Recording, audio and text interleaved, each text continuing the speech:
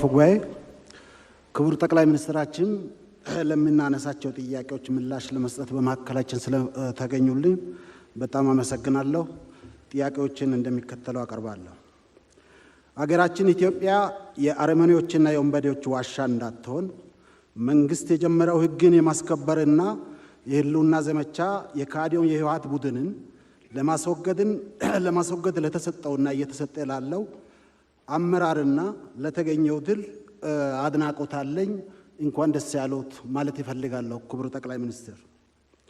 እንዲሁም ለኢትዮጵያ ሉዓላዊነትና ለህዝቦቿ ክብርና ነጻነት ሲል መስዋዕትነት እየከፈለ ላለው የሀገር ኩራት ለሆነው ለጀግናው የመከላከያ ሰራዊታችን ዘላለማዊ ክብርና ሞገስ ይገባል ሲል በኩራት ነው። ክቡር ጠቅላይ ሚኒስትር፣ ሀገራችን ከባንዳው የህወሓት ጁንታ ቡድን የሽብር ጥቃት ለመከላከልና ለመደምሰስ ብሎም የብልጽግና ጉዟችን በህገ ወጦች እንዳይደናቀፍ ለማድረግ የተወሰደውና እየተወሰደ ያለው ህግን የማስከበር እርምጃ እንደተጠበቀ ሆኖ የሚከተሉትን ጥያቄዎች ማንሳት ይፈልጋለሁ።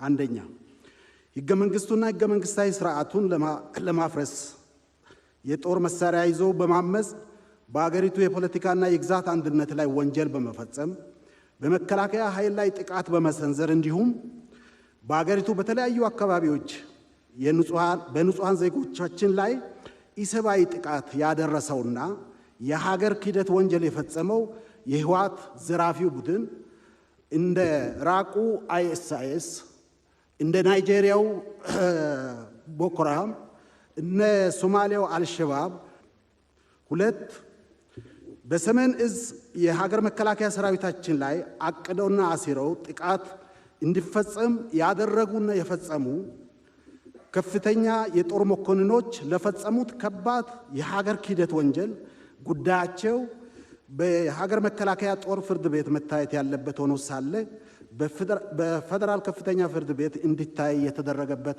ምክንያት ምንድን ነው? 3 ካለፉት 2 ዓመታት ጀምሮ መከላከያ ሰራዊታችን ከፖለቲካ ጣልቃ ገብነት ነፃ ሆኖ ህገ መንግስታችንና ህገ መንግስታዊ ስርዓቱ መጠበቅ እንዲችል ለማድረግ ዘርፈ ብዙ የሪፎርም ስራዎች መሰራታቸው ይታወቃል።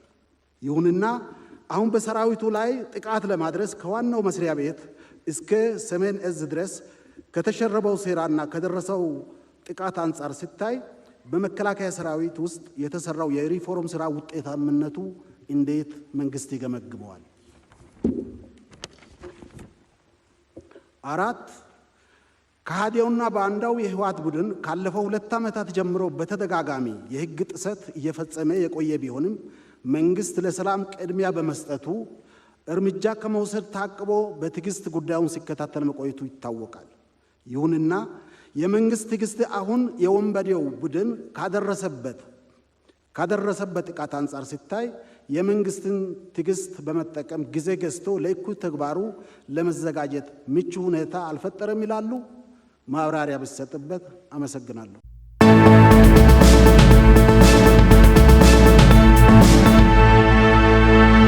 ጥያቄ እንደሚከተለው አቀርባለሁ። አንደኛ፣ በአሁኑ ሰዓት በሀገራችን በእናት ጡት ነካሾች እየተፈጠረ ያለው ክህደትና ትንኮሳ በህዝባችን ላይ ከፈጠረው የስነ ልቦና ጫና ባለፈ በበርካታ የንጹሃን ዜጎች ላይ የህይወት መስዋዕትነት ተፈጽሟል። በመሆኑም ከህወሓት ተፈልፍሎ የወጣው የጁንታ ቡድን ተልዕኮ የወሰዱት ከሃዲ የትግራይ ተወላጅ የመከላከያ ሰራዊት አባላት ተልዕኮን በተሟላ የህዝብ ወገንተኝነት በመወጣት ላይ የነበረው ጀግናው የመከላከያ ሰራዊታችን ህዝቡ ህዝቤ ነው ብለው እምነት ሰጥተው ተረጋግተው ባሉበት ሁኔታ ባላሰቡት መንገድ በጥይት ህይወታቸውን እንዲያጡ ተደርጓል። ስለዚህ ይህን ከሃዲ ቡድን በጦር ፍርድ ቤት ለመጠየቅ በመንግስት ምን ታስቧል? 2 የሀገሪቱ ሰላምና ለመረጋጋት በመፍጠር ሀገር እንዲፈርስ ሌት ተቀን እየሰሩ ያሉ አጥፊ ቡድኖች ብሔር ተኮር የዘር ማጥፋት ጭፍጨፋ ላይ ተሰማርተው ያሉ ህወሓትና ኦነግ ሸኔ መሆናቸው በተደጋጋሚ የተፈጠረው የጥፋት ድርጊት ለሁሉም አካላት ግልጽ በመሆኑ ምስክርነት አያሻውም። ከዚህ አኳያ እነዚህን የጥፋት ኃይሎች በአሸባሪነት ወንጀል እንዲፈረጁ ለምን አልተደረገም? ከዚህ ጋር በተያያዘ የዘር ማጥፋት ድርጊታቸውስ በምን የህግ አግባብ ተጠያቂ ለማድረግ ታስቧል? 3 ጽንፈኛው የህወሓት ቡድን ላይ የሕግ የበላይነት ለማስከበር የተደረገው እንቅስቃሴ በአጭር ጊዜ ቢጠናቀቅም የሚደረገው ጥረት ማብራሪያ ቢሰጥበት። አመሰግናለሁ።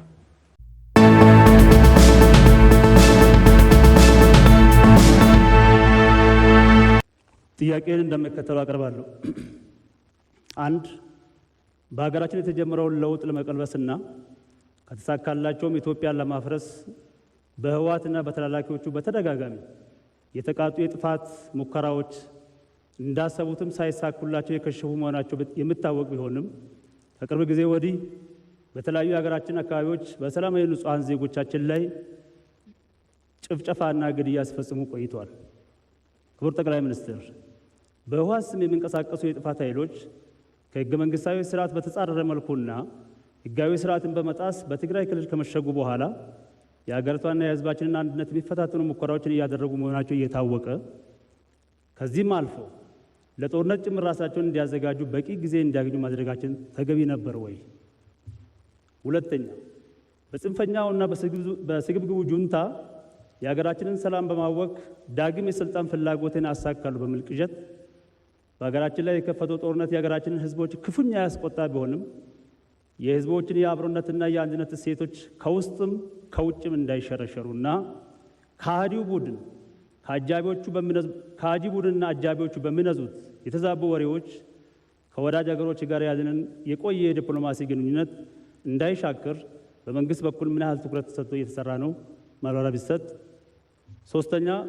ህወሓት የአሸባሪነት ሴራና ተግባሩ እንዳይታወቅበት በዲሞክራሲና ህብረ ብሔራዊ አንድነት ስም በተለያዩ ዘዴዎች ራሱን ደብቆ ለኢትዮጵያ አንድነትና እድገት ተቆርቋሪ በመምሰል ህዝብን ሲያደናግር ከመቆየቱም በላይ በብሔር ስም ተደራጅቶ በሚንቀሳቀሱ ወይም በሚታገሉ የፖለቲካ ድርጅቶች ውስጥ ጭንብል ለብሶ ለበርካታ ዓመታት በተለያዩ የሀገራችን አካባቢዎች ላይ እርምጃ ሲወስድና ሲያስወስድ መቆየቱን ለማንም ግልጽ እየሆነ መጥቷል።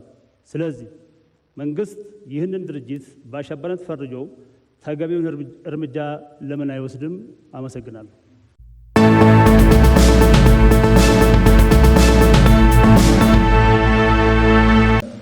መቀጠል ከምክር ቤት አባላት ለቀረቡ ጥያቄዎች ምላሽና ማብራሪያ እንዲሰጡ ለክቡር ጠቅላይ ሚኒስትር እድል ሰጣለሁ። አመሰግናለሁ። የተከበሩ አፈ ጉባኤ፣ እንዲሁም የተከበራችሁ የምክር ቤት አባላት ለምታነሳቸው ጥያቄዎች ምላሽ እና ማብራሪያ እንድሰጥ እድል ስለሰጣችሁኝ እጅግ አድርጌ አመሰግናለሁ። የተነሱ ጥያቄዎች አሁን ካለንበት ሁኔታ ጋር በቀጥታ የሚያያዙ ቢሆንም ላለፉት 2 ዓመት ተኩል የለውጥ ጉዞ የሪፎርም ጉዞ የነበረበትን ፈተናና አሁን ያለበትን ደረጃ በተወሰነ ደረጃ ገባ ብሎ መግለጽ የሚጠይቅ ሆኖ አግኝቼዋለሁ። አብዛኛው ጥያቄ የመንግስትን ቁመና የማድረግ አቅም፣ አገርን ከመፍረስ ዜጎችን ከሞት የመታደግ አቅም ጋር የሚያያዝ ጥያቄ ስለሆነ ይህ የህልውና ጥያቄ ወደፊትም ለሚገጥመን ፈተና ወሳኝ በመሆኑ በተወሰነ ደረጃ ሁሉንም ባይሆን ከመሰረቱ ምን መልክ እንዳለው ምን እንደሚመስል ለማሳየት ሙከራ አደርጋለሁ። በመጀመሪያ ባለፉት 27 ዓመታት ኢትዮጵያ ውስጥ የነበረውን ግርፋት፣ አፈና፣ ስቃይ እና የህዝቦች የዲሞክራሲና የእኩል ተጠቃሚነት ጥማት በሚመለከት ጊዜ ወስጄ ልገልጽ አልፈልግም። የተከበረው ምክር ቤት በደንብ የሚያውቀው ጉዳይ ስለሆነ እንዲሁም የኢትዮጵያ ህዝብም ያለፈበትን ህይወት አልፎ አልፎ የመዘንጋት ችግር ቢኖርም ማስታወስ ስለሚችል እዚያም ገባ ብዬ ጊዜ አልወስድም። ነገር ግን ከለውጥ ዋዜማ 1 ወር 2 ወር ገደማ ትንሽ ጠጋ ብዬ ከመሰረቱ ምን መልክ እንዳለው ሂደቱን ማሳየት አስፈላጊ ይሆናል። ታስታውሱ ከሆነ የዛሬ 2 ዓመት ተኩል ገደማ ለውጥ ከመሆኑ 1 ወር 2 ወር በፊት ጀምሮ ኢትዮጵያ ውስጥ ከፍተኛ የሆኑ ግጭቶች፣ መፈናቀሎች፣ በአንድ ጉድጓድ በርካታ ሰዎች የመቅበር፣ የማስለቀስ፣ የማሳዘን፣ የማስጨነቅ በሮሮ የተሞላ ህዝብና ሀገር የማድረግ ሁኔታ በስፋት ነበር። በለውጡ ዋዜማ ያጋጠመን መፈናቀል በሚሊዮን የሚቆጠር ከመሆኑም በላይ በአንድ ጉድጓድ በርካቶች እንዲቀበሩ አሁን የምናየውን ትሬንድ የሚያሳይ ከአንድ ኮሌጅ የተመረቁ ሰዎች ያኔም ዛሬም የሚያደርጉት መሆኑን የሚያመላክቱ ሊታወሱ የሚገባቸው ባክግራውንዶች ናቸው። በዚያ ጊዜ ውስጥ ብዙ ሮሮ አለ፣ ብዙ ጭንቀት አለ።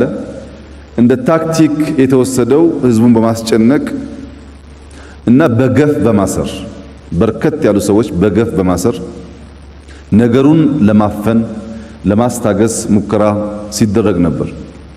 ለምሳሌ የኢሬቻ በዓል ሲከበር የኢትዮጵያን ደህንነት እንዲያስከብር የተቋቋመው ተቋም በርከት ያሉ የኦነግ ባንዲራዎች ያሳትምና የፈለገውን ሰው አስይዞ ኢሬቻ ውስጥ ከገባ በኋላ ያሻውን ለመግደል ያሻውን ለማሰር የአሸባሪ ድርጅት ባንዲራ ብሎ ይጠቀምበታል። ሌላም ቦታ ኮከብ የሌለውን ባንዲራ ያዛችሁ በማለት በጣም በርካታ ሰዎች ያስራል፣ ያንገላታል፣ ያስጨንቃል፣ ያፍናል። ይሄ ጉዳይ ህዝብ ለለውጥ የነበረውን ፍላጎት ህዝብ በኢትዮጵያ ውስጥ ያለው አስተዳደር መልክና አሰራር እንዲቀይር የነበረው መሻት ሊያስቆም የሚችል አልነበረም። ያም በመሆኑ ከለውጡ ጥቂት ቀደም ብሎ የመፈንቅለ መንግስት ውይይቶችና ድርድሮች ነበሩ። ያ የመፈንቅለ መንግስት ድርድር ጠቅላይ ሚኒስትር ኃይለማርያም ደሳለኝ ሲሰሙ እኔ እኮ እዚህ ያለሁት ለማገልገል ነው፣ መፈንቅለ መንግስት አያስፈልግም፣ ኃይለማርያም አያስፈልግም የምትሉ ከሆነ በማንኛውም ሰዓት ስልጣኔን ለመልቀቅ ዝግጁ ስለሆንኩ ምን ያደርጋል የሚል ሐሳብ በግልጽ ይህንን ጉዳይ ከሚመክሩ ሰዎች ጋር አንስተው ተወያይተው ነበር።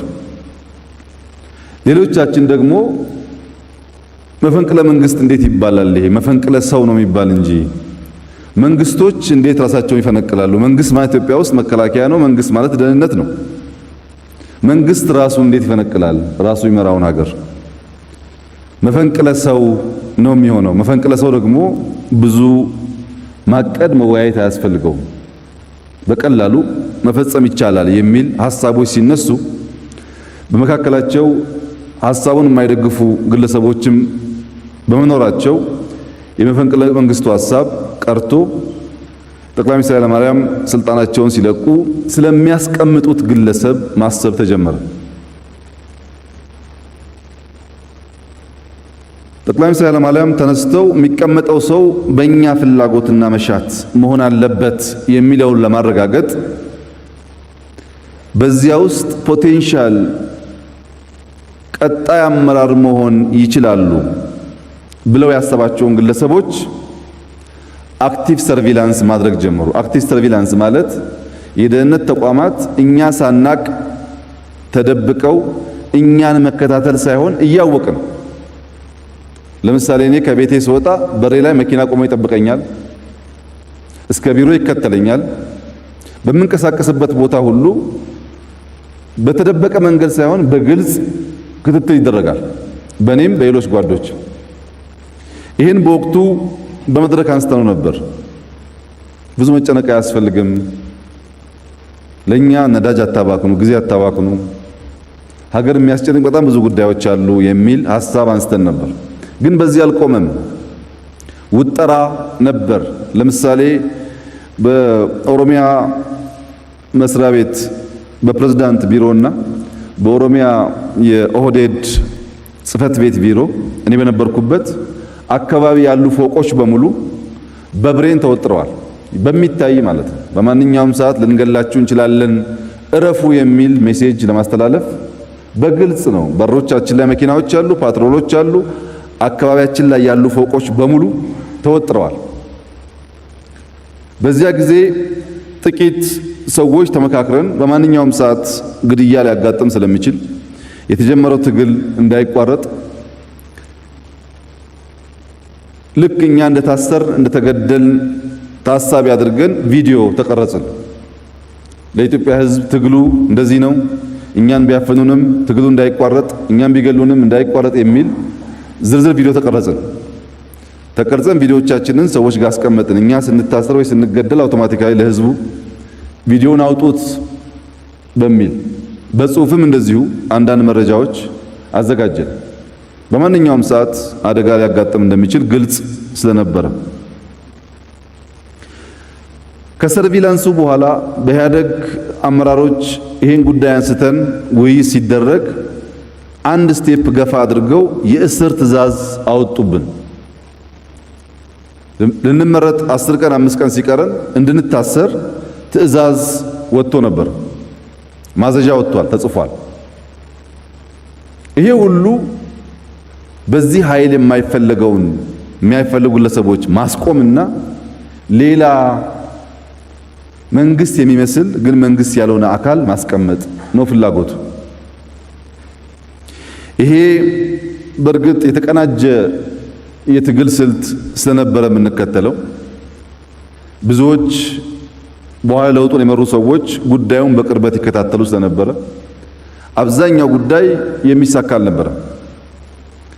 ጠቅላይ ሚኒስትሩም ምክትል ጠቅላይ ሚኒስትሩም በውስጣቸው ለውጥ እንዲመጣና ለውጡ እንዲፋፋም ፍላጎት ስለነበራቸው ብቻም ሳይሆን እዚያና እዚህ የሚመላለሱ ሰዎችም ስለነበሩ እኛ መስማት የሚፈልጉትን መረጃ እየላክንላቸው ምን እያሰቡ እንዳሉ ደግሞ እያወቅን እንድንዘጋጅ እድል ይሰጥ ነበር። መሀል ላይ የሚዋሉ ሰዎች ስለነበሩ ይሄን ይዘን ወደ ምርጫ ስንገባ የመጀመሪያው የኢህአደግ ሊቀመንበር ምርጫ በኢህአደግ ታሪክ ታይቶ በማይታወቅ ሁኔታ ለሳምንታት ብሬን ዎሽ ለማድረግ ሰውን መልክ ለማስያዝ ቅርጽ ለማስያዝ ግምገማ ሲባል ሲጀመር ሲበተን ስንሰበሰብ ስንበተን የሚጨበጥ ነገር ሳንይዝ ከቆየን በኋላ ምርጫውን ያደረግንበት ዕለት ሙሉ ቀን በምርጫ ክራይቴሪያ ላይ ስንወያይ ውለን እስከ ሌት አጋማሽ ድረስ ያው እንደሰማችሁት እጅግ አጨቃጫቂ ከአሁኑ ጦርነት ያልተናነሰ የተደራጀ የጁንታው ስብስብ በቀጥታ መዋጋት የማይችልበትን በጎን ማዋጋት በሚችልበት መንገድ ሰፊ ስራ ከሰራ በኋላ ከምሽቱ 4 ሰዓት ተኩል አካባቢ ምርጫውን አሸንፈናል ብሎ የጁንታው የውጭ ክንፍ በየመጠጥ ቤት መጨፈር ጀመረ። ያ ከመሆኑ በፊት እኛ የማንፈልጋቸው ሰዎች አይመጡም፣ it is in our dead body በመቃብራችን ላይ ብቻ ነው የሚፈጸመው ብሎ በግልጽ ይፎክሩ ነበር። በየመሸታ ቤቱ ሚስጥር አልነበረም። ይህንን ካደረጉ በኋላ በፖለቲካው መድረክ የመጀመሪያው ያልተጠበቀ አደገኛ ሽንፈት አጋጠማቸው። ይህ እንዲሆን በወቅቱ ለውጥ የሚፈልጉ የኢህአደግ ምክር ቤት አባላት ግንባር ቀደም ሚና ተጫውተዋል። በመጋቢት አንድ ሰው ለማስመረጥ ያን ያክል ፈተና የነበረበት የኢህአደግ ምክር ቤት ጭቅጭቅ ከ3-4 ወር በኋላ አዋሳ ላይ ስንገናኝ እንግዲህ በ4 ወር መቼም በዚያ ልክ የሰው አስተሳሰብ አይቀየርም። በ4 ወር ገደማ በተደረገው ምርጫ 10 ደቂቃ ያልፈጀ መምረጥ ከሚችሉ ድምፅ መስጠት ከሚችሉ ሰዎች ከአንድ ሰው በስተቀረ 100% ድምፅ ሰጥቶ መረጠ። ይህ ኃይል በ4 ወር ውስጥ ተቀይሮ ማለት ነው። ያቺ አንድ ድምፅ የኔ ነበረች። 3 ተጠቁመናል። እኔ ራሴን ትቼ ጓደኞቼን መረጥኩ። ከዚያ ውጭ 100% ድምፅ ሰጠ። ምን ማለት ነው ይሄ? ከ3 ወር በፊት ያን የሚያክል ሁከት ያን የሚያክል ጭቅጭቅ አላስፈላጊና መሰረት አልባ ነበር ማለት ነው እንጂ ትንሽም ቢሆን እውነታ ቢኖረው ኖሮ ከ3 ወር በኋላ በዚያ መልክ የአመራር ሽግሽግ ሲደረግ ድምፅ ሊሰጥ ያስቸግራል። ይሄን አንድ እንደ ባክግራውንድ የተከበረው ምክር ቤት እንዲገነዘብ እፈልጋለሁ። ሁለተኛው ለውጥ ከሆነ በኋላና የሪፎርም ኃይሉ ለስልጣን ከመጣ በኋላ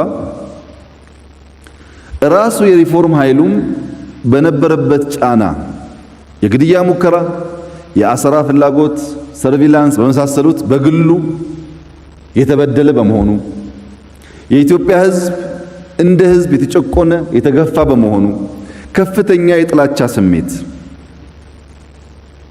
የመገፋፋት ስሜት የነበረበት ወቅት ስለሆነ በዚያ ሁኔታ ውስጥ በኢትዮጵያ ታሪክ በተለመደው መንገድ የመንግስት ለውጥ የምናደርግ ከሆነ እንጠፋፋለን። የማንፈልገው ኃይል በበቂ የታጠቀ፣ ሌላው ግን የተበደለና በደልና ግፍ የሚጠላ ነገር ግን ያልተደራጀ ትጥቅ የሌለው በመሆኑ ከፍተኛ የሆነ የህዝብ እልቂት ያጋጥማል። ምንም ጥርጥር የለውም። ያ እንዳይሆን የተረክ ለውጥ እናርግ። የከረረ ጥላቻ ይዘን ከታጠቀ ኃይል ጋር የሚደረግ ጭቅጭቅ፣ ንትርክ ወደ ከፋ ደረጃ ሊወስድ ስለሚችል የተረክ ለውጥ አድርገን እነዚህን ሰዎች ስላጠፋችሁ እናጥፋችሁ አንበላቸው። አንድ ሰው በደሉ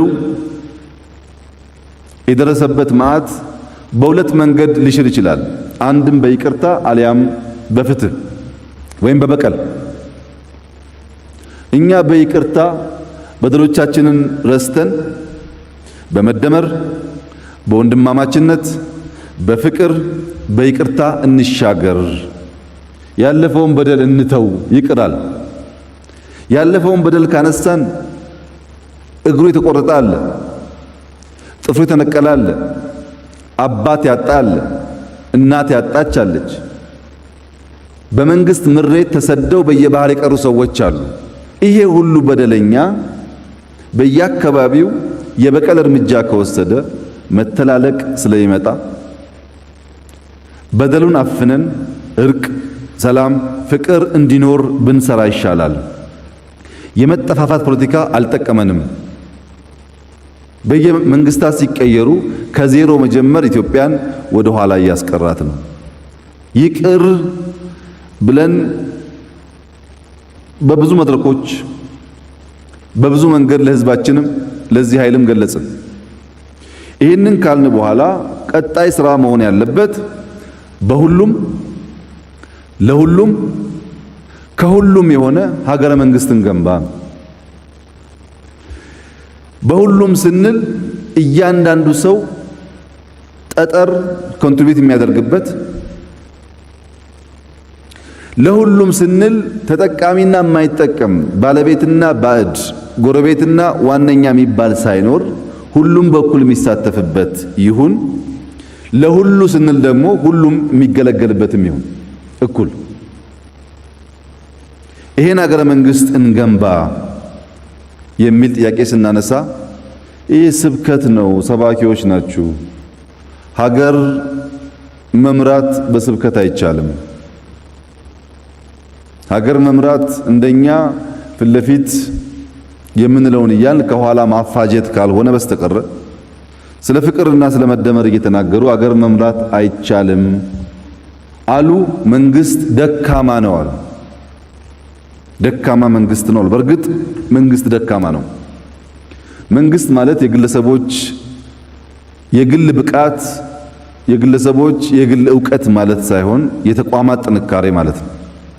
ተቋሙን እንዳልሆነ አድርገህ ከሰራህ በኋላ መንግስት ደካማ ነው የሚል ክስ እምብዛም ውሃ የሚቋጥር አይደለም። ተቋም የሌለው ማንኛውም መንግስት ደካማ ነው። ግለሰቦች ምንም ቢሆኑ ምን ማለት ነው። በዚህ መንገድ የነበረውን ሁኔታ ለመቀየር የነበረው ፍላጎት እምብዛም ተቀባይነት አላገኘም። ከዚህ ጋር ተያይዞ የተከበረው ምክር ቤት በጣም ብዙ የፖለቲካ ሰዎች፣ የሚዲያ ሰዎች ለምን ቀድሞ እርምጃ አልተወሰደም አልዘገየንም